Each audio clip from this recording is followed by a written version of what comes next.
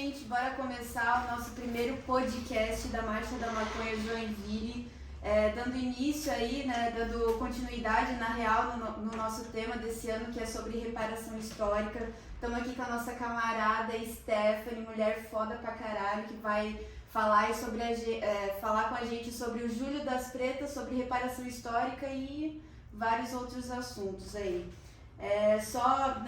Falando aqui um pouquinho para vocês, visando debater sobre datas que são importantes para a discussão étnico-racial no Brasil. A data 25 de julho foi sancionada como Dia de Teresa de Banguela e da Mulher Negra Latino-Americana e Caribenha. Teremos na live a militante Stephanie Moura, que trará um recorte temporal sobre o Julho das Pretas, chegando ao tema atual que trata sobre reparação histórica e o bem viver, tema ligado à Marcha da Maconha de 2023. Então vamos lá. O que significa o Julho das Pretas e quais foram as ações do povo negro durante o mês? Primeiramente, boa noite, galera. É isso aí, vamos falar, vamos discutir. E já entrando sobre as perguntas e as respostas, a gente pode falar sobre que o Julho das Pretas é uma ação das mulheres pretas para as mulheres pretas, né?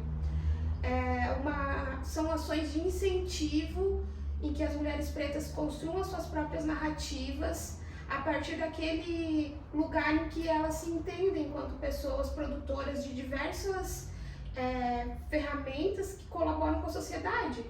Elas podem produzir, nesses eventos, os Júlios das Pretas, feiras afroempreendedoras, exposições culturais, seminários de formação, né, marchas. Então são eventos e ações políticas que se desenvolvem dentro do mês de julho, que justamente é um mês de referência para as mulheres pretas, porque nós temos datas que são importantes e alusivas ao nosso movimento quanto movimento feminino negro no Brasil. A gente fala muito da data do dia 25 de julho, que é o Dia Internacional das Mulheres Negras, Afro-Latina-Americanas e Caribenhas, que é uma data que vem justamente falando sobre as reivindicações das mulheres, né? Desde 1992 existe esse encontro que aconteceu na República Dominicana. A partir disso, a gente tem essas outras datas que são importantes dentro do calendário do Brasil, né? Que no caso é o Julho das Pretas, e também o dia 25 de julho, que é o dia de Teresa de Benguela.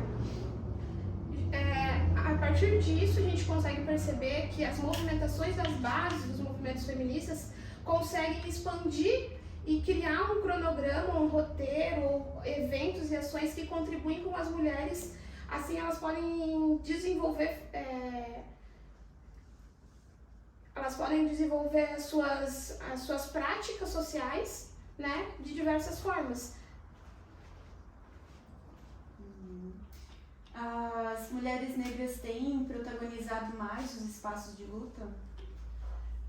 É uma coisa que a gente sabe que existe um mito de que a mulher preta não esteve no lugar, né? Não ocupou os lugares. Isso é uma distorção da história, embranquecimento da história. Na verdade, as mulheres pretas historicamente sempre ocuparam lugares de liderança e de representação, né? Hoje em dia a gente tem uma maior vinculação disso até dentro de uma questão de um mercado que se apropria disso também. Aí tem as redes sociais que mobilizam mais, né, as mulheres conseguem se unificar através disso. O Julho das Pretas também acontece dentro desse movimento híbrido, né, internet, oficinas presenciais ou não, que é o nosso caso hoje, por exemplo, né, que é uma formação do Julho das Pretas que acontece de uma forma online, no caso, né. Então as mulheres pretas sempre ocuparam lugares de destaque. O que acontece é que o sistema, né, silencia essas narrativas e a gente acaba não sabendo, né, os lugares e as representações que essas mulheres exercem desde sempre. Qual que é a importância de conhecer a luta das ancestrais para se organizar hoje? É muito importante, né? Toda a ancestralidade que vem com o conhecimento de se descobrir uma pessoa preta e se transformar numa pessoa com voz potente, não está ligado só com o tempo presente, né? É muito importante ter nascido, por exemplo, nessa geração, né, empoderada, que reconhece a sua ancestralidade, que tem espaço para falar, que mesmo silenciada já entendeu que a luta é um pouco mais árdua e batalha, assim, né? Mas olhar para o passado é encontrar força, né? É encontrar uma força. A gente está numa cidade que fala muito da origem, né? Joinville tem muito essa questão de falar da origem, né? E o povo preto, a nossa originalidade, a nossa ancestralidade é a nossa origem. Né? O nosso ponto comum é a África. A gente não pode esquecer que todos nós descendemos não de escravizados, né? De reis e rainhas, pessoas gigantes, impérios, civilizações que foram as maiores, né? Que já existiram. Então, tá ligado a isso justamente é olhar para dentro da gente enquanto ser preto, reconhecer essa ancestralidade e buscar força, porque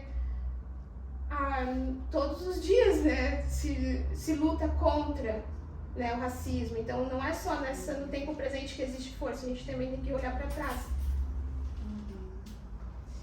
E na sua vivência de professora e acadêmica, como a teoria das mulheres negras é difundida na ciência? Então, é complicado falar sobre isso sendo uma pessoa licenciada em História, né? E aprender só sobre o movimento negro feminino depois que eu me formei na faculdade. E tantas cientistas, teóricas femininas que podem colaborar com a formação enquanto professor, não é difundido dentro da academia, pelo menos assim no meu recorte, né? Aprender sobre Lélia Gonzalez ou sobre o movimento afro-latino, né? O movimento feminista afro-latino, isso foi uma questão de auto-necessidade, como a gente está falando dessa ancestralidade, sabe? De buscar essa raiz, assim. Então, tu tem que se fundamentar em alguma coisa, né? Porque senão tu és subjugado, o teu conhecimento é subjugado. Então, buscar essas mulheres, tantas mulheres quanto os homens, né? Negros, esses teóricos, esses filósofos, é uma coisa que acontece a partir da movimentação que você faz na rua, na base, sabe? Porque dentro da universidade os espaços ainda são muito eurocêntricos. E às vezes até as próprias disciplinas que são ofertadas, que deveriam ter uma discussão mais étnico-racial, uma diversidade, né? E não só autores brasileiros também, né? E não, na verdade é o contrário. Trazer autores brasileiros para essa discussão, porque não tem como falar do racismo no Brasil estudando só teóricos de fora. A gente tem que reconhecer os próprios produtores de conhecimento, né? Descolonizar esse pensamento da teoria do saber. No Brasil isso é muito necessário. A gente faz isso, a academia faz pouquíssimo isso. E os movimentos sociais sabem fazer isso, só que daí não tem, né, o alcance educacional, no caso assim, que uma universidade tem, né? Mas a quem a universidade serve? A gente sabe que quanto mais elitista ela for, infelizmente ela só reproduz o pensamento hegemônico de que, né, a teoria, por exemplo, teorias de miscigenação, essas teorias que já foram debatidas dentro do próprio movimento negro e ainda são repassadas na universidade como uma teoria que já está sancionada como uma verdade única, quando na verdade não, ela está sendo debatida ainda. E pelo movimento negro, por exemplo, sabe? Mas a universidade não tem esse olhar. Ela já define e aí ela transpassa essas informações. Mas não leva em consideração as ciências dentro das teorias da população preta, né? Dos pensadores brasileiros negros, né? Não leva muito em consideração, assim. E é uma pena, porque a gente tem reconhecimentos, né, internacionais, né? De pessoas que contribuem para a teoria racial no Brasil. Nossa. Viu? E o que é reparação histórica? Agora a gente vai entrar um pouquinho assim. Ou se tu quiser falar né, alguma coisa também. Então, quando resolvi vir aqui para fazer parte da marcha, né? Foi justamente por causa do tema, assim. Eu acredito que falar sobre reparação histórica falar sobre as atrocidades que aconteceram no passado, né? É isso, reparação histórica são para reparar ações racistas, discriminatórias, de segregação no tempo presente. Então, quando a Marcha da Maconha faz esse posicionamento de reparar, é justamente um momento muito necessário do povo preto entrar nessa discussão. Porque, claro que a reparação histórica não está condicionada apenas ao povo preto, né? Todo grupo marginalizado pelo Estado, né? e pelo mercado é reparado nessa reparação histórica, né? A gente sabe disso, não é só o povo preto, é o povo indígena, LGBT, né? Todos esses grupos que hoje a gente tem uma necessidade de que as pessoas tenham os seus lugares de fala justamente nesse sentido. Então, quando a Marcha da Maconha fala sobre reparação, é falar dessas ações que precisam ser feitas hoje para reparar atrocidades que aconteceram no passado. Exemplo disso é as cotas de 2012, também a Lei 10.639, que é a lei que obrigatoriza, né, o ensino da cultura afro-brasileira na educação. Então, são essas políticas, são ações, são leis, são datas alusivas, são feriados nacionais, entende? Entende que eles agem como uma reparação histórica. Só que, claro, o povo preto precisa muito mais do que só isso, né? Todo o acesso é necessário para um povo que foi privado do direito de vida. Então, agora a gente oportuniza, através desse sistema que a gente vive, que é democrático, né? Que se diz justo, né? Justiça racial, né? Questão da Marielle ali. Mas a gente sabe que existe um impedimento que aconteça, né? Essa reparação histórica, que é o racismo, das pessoas acharem que realmente ainda não é necessário fazer nada, ou que já foi feito, foi muito. A gente combate o racismo, a gente combate todo dia, todo momento e, né, enfim, todas as pessoas têm que ser totalmente contra isso, né? Então, como relacionar a questão da política sobre drogas com reparação histórica? Essas questões, elas estão totalmente ligadas, né? Se a gente pensa que é proibido a partir da especificidade de quem usa, então reparação histórica está totalmente ligada à política de drogas. Porque se a política surge com o intuito de proibir, então, se ela proíbe porque quem usa é preto, se ela proíbe o fumo de negro porque é o negro que usa, então ela, hoje em dia, ela debater dentro, né, com os movimentos negros, enfim, reparação histórica e as políticas antidrogas está totalmente ligado. Porque a partir dessas leis de proibição, o povo preto se mantém encarcerado. A partir da política de drogas das leis de drogas de 2006, o aumento das populações pretas dentro dos presídios, as abordagens policiais que levam ao quê? A cometer o assassinato de jovens, principalmente dentro da periferia. Aqui em Joinville a gente sabe que não é diferente.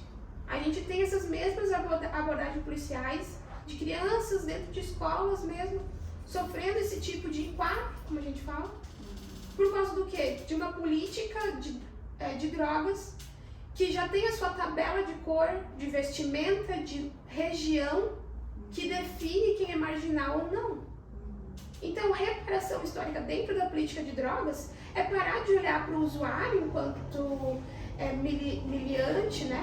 Tipo assim, enquanto quem que é contra a polícia, por exemplo, assim, e fazer um reconhecimento de que a identidade das pessoas é mais importante do que uma tabela que a polícia definiu enquanto marginal, sabe? Um senso comum de como foi definido que é esse marginal.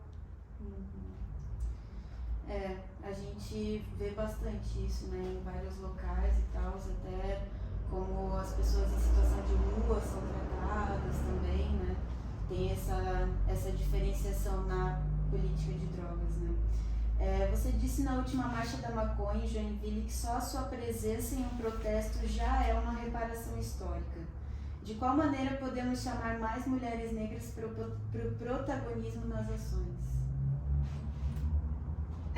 Recentemente eu estive fazendo uma palestra no Conselho da Mulher ali e foi muito importante para mim, né, estar ocupando esses lugares. Agora tá me sentindo cada vez mais reconhecida dentro da discussão da cidade. É importante no sentido de perceber que toda a trajetória, os lugares que eu ocupei antes, são tão importantes que vão continuar chamando mais mulheres pretas para falar sobre. Porque o meu lugar ali é só o lugar de quem está entrando, não de quem vai ocupar só e vai ficar, entende? As mulheres pretas, elas têm esse dinamismo, elas entram, trazem outras mulheres com elas e mantêm a luta em todos os segmentos que elas ocupam, que elas precisam, sabe? As mulheres pretas, elas têm uma persuasão no seu jeito de existência que fazem delas seres resistentes, assim, né? No sentido de que, mesmo não mobilizadas e organizadas enquanto militantes, assim dizendo, né? Elas conseguem se destacar e produzir através da sua própria essência um ambiente onde as pessoas se sintam mais acolhidas, sabe? E talvez mais empoderadas em outros sentidos que a gente talvez não consiga nem compreender, porque são mulheres muito experientes também, né? São seres muito fortes e conseguem, assim, através da sua vivência e experiência, produzir um lugar que é de quem entende, assim, esse lugar, sabe? Consigo me imaginar, sabe, nesse sentido, assim, de quão importante é que todas as mulheres pretas ocupem esses espaços e quando elas ocupam, elas transformam, sabe? Tem uma potência muito grande, é uma força que é imensurável para mim, sabe? A presença e a organização que as mulheres pretas têm dentro desse sentido. Eu te acho muito foda, assim. A sociedade civil ainda tem uma visão racista de que o negro é marginal. De qual maneira podemos desmistificar ideias racistas? Quando a gente fala das violências, né, a gente sabe muito bem que o micro-racismo, essas micro-agressões, né, são muito difíceis. E o único jeito, né, da gente falar essa questão assim de desmistificar, essa é uma trajetória que a gente vem dando diariamente, né? Para desmistificar, né, essa visão histórica, né, que o negro, infelizmente, foi colocado naquele lugar. Porque o lugar de servil não é o negro, ele foi colocado naquele lugar.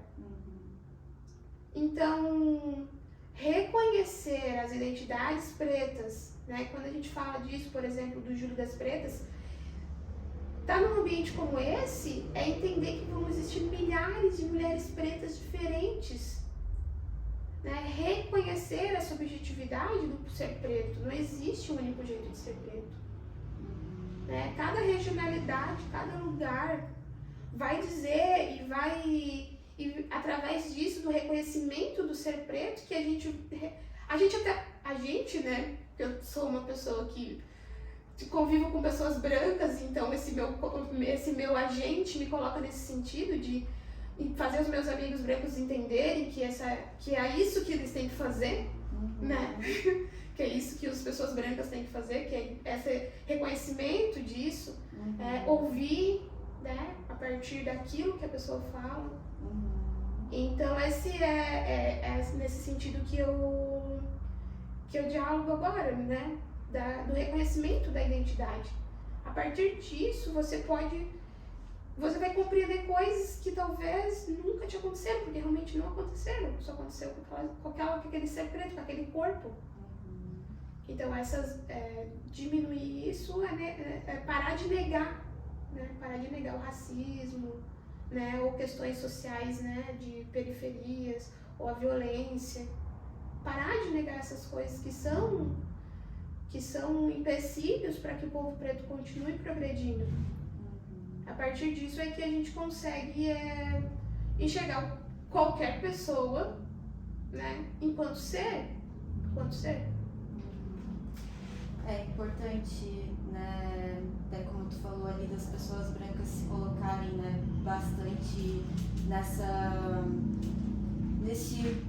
nesse papel de lutar contra o racismo e de ouvir bastante, né, vocês, assim, as suas ideias e só, tipo, ficar calado mesmo, tá ligado?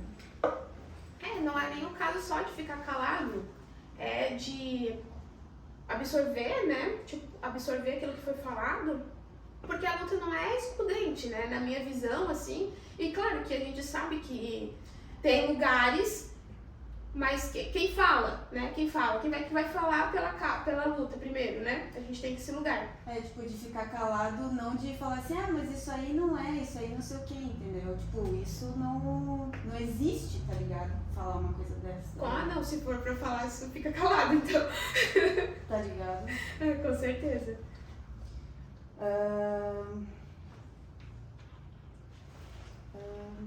Quanto à repressão policial, como a descriminalização da maconha poderia mudar a realidade das abordagens da polícia e a violência estatal? Eu pulei o... Não, Tu queres essa ou a gente volta? pode ser essa mesmo. Deixa eu ver. O acesso ali. Viu, gente? A gente tá ao vivo, tá? E a gente se medicou aqui, então a gente só vai voltar um pouquinho nessa pergunta que é muito boa aqui, ó. Como o acesso à educação de qualidade e saúde pública podem reparar o povo preto historicamente? Essa é justamente a questão das políticas públicas, né? As ações afirmativas. As ações afirmativas agem nesse sentido, de diminuir a desigualdade presente entre os grupos que são marginalizados. Então, ser contra uma política pública, uma ação afirmativa, é você não querer que outras pessoas, diferentes daqueles que já ocupam o lugar de destaque, ocupem o lugar de destaque. Né? Então, esse acesso, por exemplo, a gente percebe aí que, acho que desde 2018, os pretos e os pardos são os números maiores nas universidades, né? Já, claro, isso é um grande salto, sim, mas a partir do momento que você pensa que a população brasileira a população negra e parda é a maior porcentagem, isso é uma disparidade, né, pouca ainda. Mesmo que os jovens pretos e pardos tenham tido acesso agora ao maior número de vagas nas universidades, ainda assim são políticas que têm surgido efeitos que vão demorar para a gente conseguir perceber isso de uma forma bem significativa, né?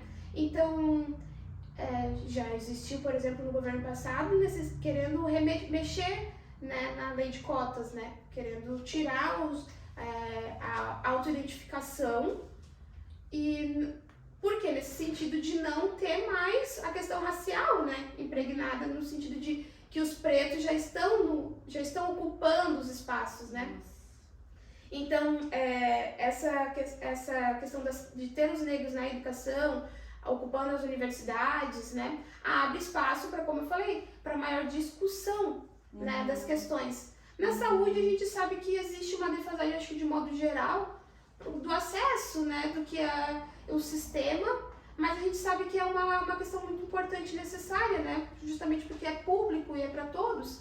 Então, a partir disso, privatizar o SUS só sustenta um sistema que não é para a população brasileira, que não é a população rica. Né? Então, de modo geral, todas as pessoas seriam afetadas, né, com a privatização desse acesso. E a população negra, por ter, por exemplo, os menores salários, como conseguiria bancar e manter um plano de saúde? Né? Então, é importante que a gente tenha noção de como é importante esses espaços públicos e gratuitos, enquanto SUS, universidades, né?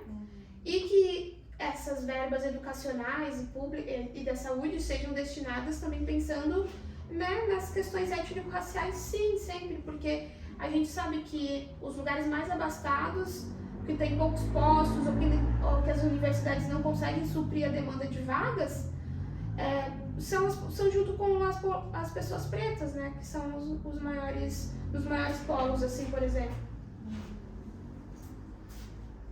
Então, quanto à repercussão policial como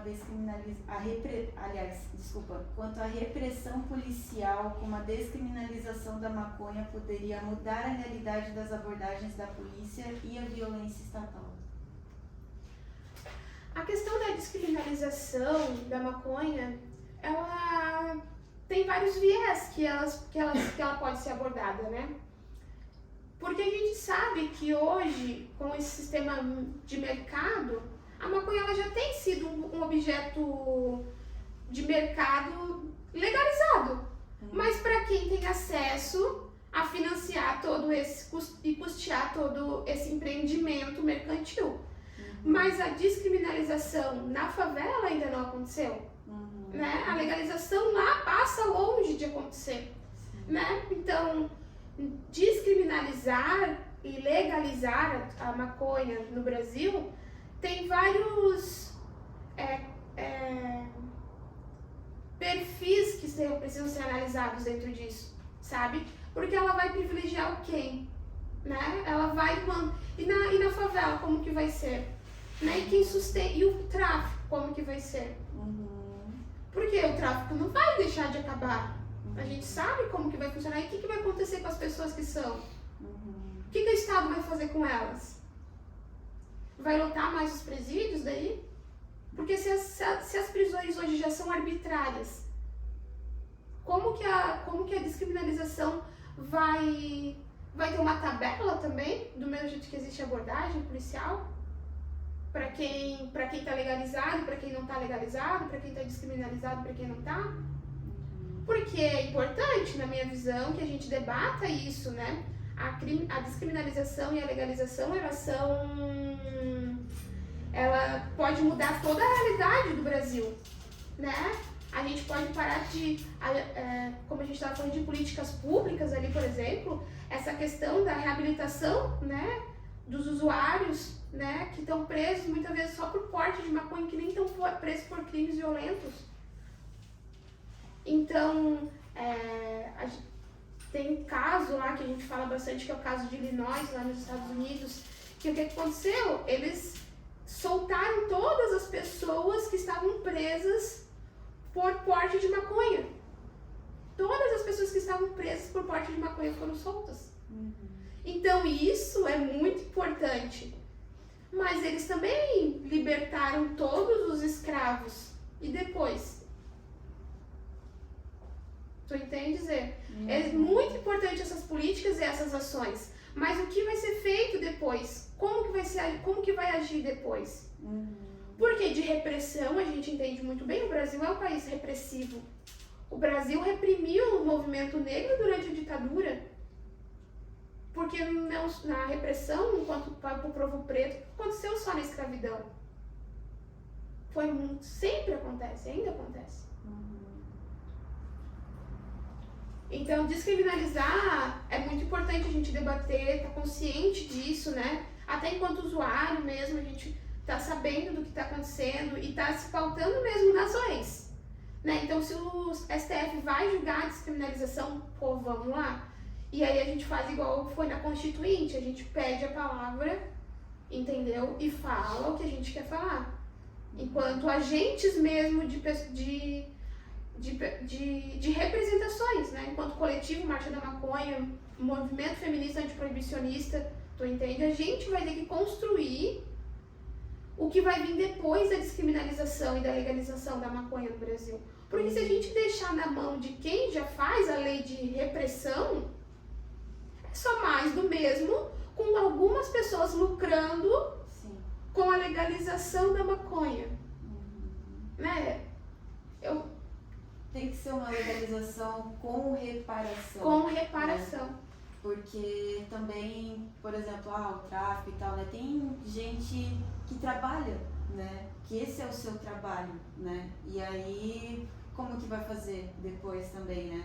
Tem a questão da saúde e tal, né? Que também tem pessoas que a cura, né? Ou enfim, o seu bem-estar é o uso do óleo, da maconha, né? Mas também tem essas outras questões, porque enquanto tem umas pessoas usando de boas, outras estão sendo mortas para essas pessoas usarem de boas, né? É isso que acontece. Então tem que realmente ficar em cima e pensar bastante sobre isso mesmo. Então, né, como a gente estava falando aqui, já a legalização da maconha poderá trazer progresso para a sociedade, mas ainda não seria o suficiente para o desencarceramento e o genocídio do povo negro e periférico. Além de legalizar a maconha, quais ações podem ser feitas pelo Estado para que as celas não fiquem mais lotadas? Eu participei de um movimento das mulheres em São Paulo, movimento das mulheres em luta em São Paulo, e aquilo foi a coisa mais incrível que eu fiz, porque a partir daquele encontro com aquelas mulheres, eu pude perceber políticas públicas que foram pensadas ali, acontecendo 2 anos depois, sendo efetivadas a partir justamente da parceria, né, ou do encaminhamento aquilo para os representantes governamentais, os senadores, os deputados, o presidente, né, conforme a pauta política que está em acordância ali no momento, né. Então, é justamente isso. Essas políticas públicas, elas são super necessárias e elas podem ser efetivadas para todos os segmentos, todas as pessoas que têm necessidade, né, de um acesso e ainda não conseguiram. Então, precisam passar por um processo de política pública governamental de incentivo, de acesso a esse não digo nem status, porque isso não é nem, como diz na Constituição, né? Somos todos iguais, né? Sem distinção de raça, de classe, de gênero. Então, se a gente tem ainda a necessidade de cumprir políticas públicas, porque a gente não está vivendo em igualdade. Né? Então, pensar políticas públicas a partir do olhar de quem precisa vivenciar isso é o que faz sentido na minha visão, assim, né? A gente chegou no finalzinho. Tu queres falar mais alguma coisa? Sim, gostaria sim.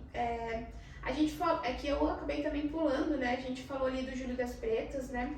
Esse ano o Júlio das Pretas está falando sobre reparação histórica e bem viver.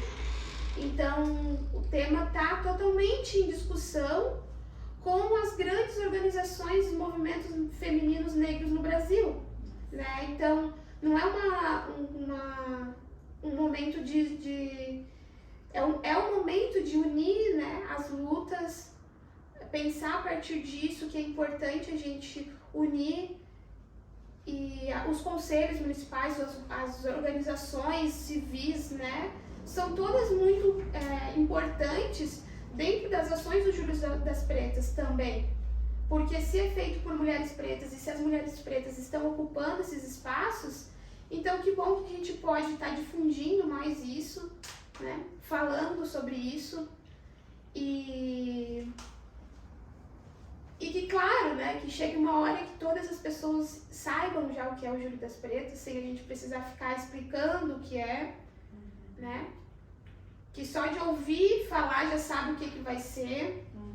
E que esse ano eu também, junto com umas outras mulheres negras, fizemos o Júlio das Pretas aqui em Joinville, junto com o Festival Nacional de Imigração e Colonização, no Museu Nacional de Imigração lá no centro. Então é justamente isso. A gente ofereceu lá, enquanto Júlio das Pretas, slam, teve a apresentação cultural, teve a Carol MC, teve as poetisas, teve as meninas vendendo doces, bolos, né, pulseirinhas, várias coisas que podem ser ações que são ofertadas para fomentar e difundir e valorizar e reconhecer e dar visibilidade e permitir que as pessoas pretas falem por elas mesmas dentro de vários espaços, né? Como aqui também. Essas ações são muito importantes para difundir isso e mostrar a real, ou que pelo menos pode ser entendido enquanto nessa minha visão, né? De que é isso, aquilo que o povo preto tem oferecido, né? Tem a oferecer. E que não é limitante. Que quem se engana que, né, o povo preto se define muito, está muito enganado, porque existe uma variedade gigantesca, né? De personalidades pretas que podem ser reconhecidas e analisadas, mas que elas sejam elas mesmas instrumentos das suas próprias vozes. A partir disso é o ponto-chave. E aí, falando sobre a reparação, é permitir mesmo isso, né? Que as pessoas entendam, né? A gente sabe que existe uma necessidade de dialogar um pouco mais sobre a questão das drogas, né? Principalmente porque o povo preto, como foi muito marginalizado, associado muito a isso, às vezes tem um lugar de negação, né, da necessidade de falar sobre as drogas, né, sobre o que é a droga, ou qual droga, o que acontece, né.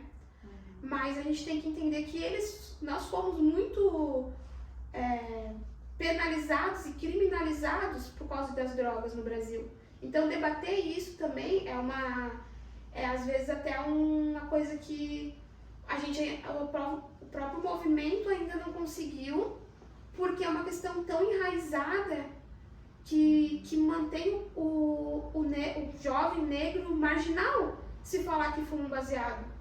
Mesmo que ele estude, trabalhe, tu entende? Então muitos às vezes não conseguem nem debater a questão da descriminalização ainda, ou botar a cara a tapa ali, de fazer acontecer, sabe? De estar aqui, ó, Marcha da Maconha de Joinville está falando sobre reparação histórica, então eu vou, enquanto preto, maconheiro, vou botar minha cara a tapa lá. Porque a gente sabe, se a gente bota nossa cara a tapa, tem outras coisas que também passam a serem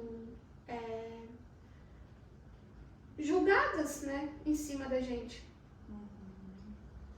Então, mas eu faço convite a toda a galera preta de Joinville e da região que queira estar colando no movimento da Marcha da Maconha de Joinville, é muito importante. Eu acho que é só a gente vindo mesmo, falando, debatendo, que aí as coisas vão fluindo também, o conhecimento vai se expandindo, né? Toda educação, todo preconceito, toda desigualdade, tipo, de intelecto só se acaba quando a gente difunde o conhecimento, sabe? Quando passa pra frente, aí a gente começa a perceber, então, por exemplo, o que é o racismo? O que são essas microagressões que eu posso estar produzindo, sabe? Então, ao povo preto falando isso para as outras pessoas, tem a tendência, né, de fazer um movimento mais igual, né? Mais igual, assim, de justiça racial ali. Isso é importante mesmo.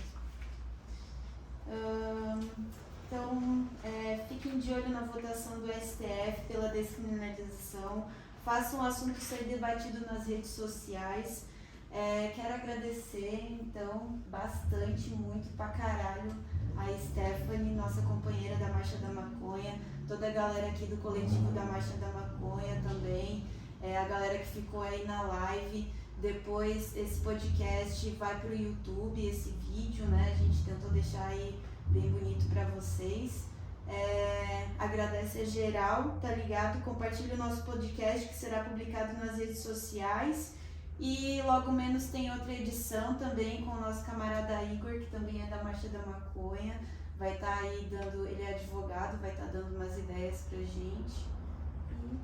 Eu gostaria só de terminar falando que hoje seria aniversário da Marielle, né?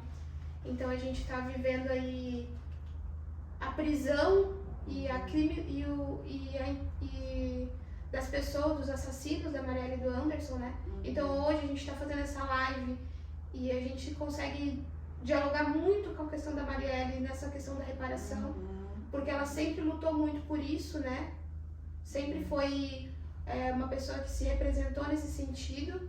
Então, tá fazendo essa live hoje, no aniversário dela, também é uma coisa muito importante. Se a gente fala de Julho das Pretas, a gente fala de lembrar das pretas, Então, que Marielle esteja sempre presente aí, vivendo, sementeando a gente em todos os lugares. E que a gente continue, né? Hoje é só o primeiro. Hashtag número 1. É isso aí. Valeu, gente. Fechou, família.